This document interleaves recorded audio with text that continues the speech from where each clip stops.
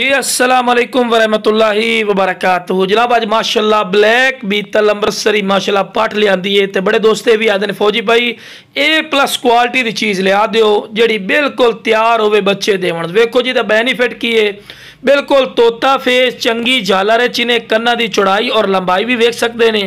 Well जबरदस्त, दुम जबरदस्त, बिल्कुल बराबर का थला और खीरी पाठी ने यह चीज़ है बिरा। तुसी मंडी चले जाओ या किसी अयाली को चले जाओ ना तो आंदने दे नाल दी बननी बंद हो गई है।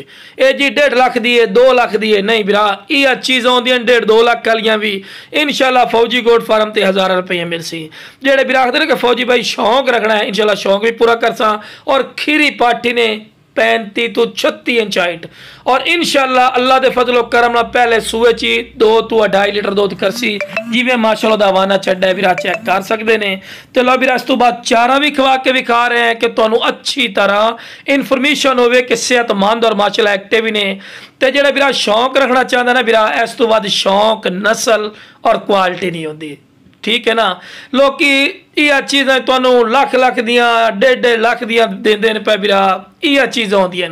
कोई मेरे को आके वेखना चाहे जनाब मेरी लोकेशन ते आओ, आके वेख के ला जाओ। लुडन शहर जिला व्याड़ी है, लुडन मेन अड्डे ते UBL बैंक और PSO पंप के सामने मेरा बिरा इत्थे आके लै जाओ, लै सकते हैं।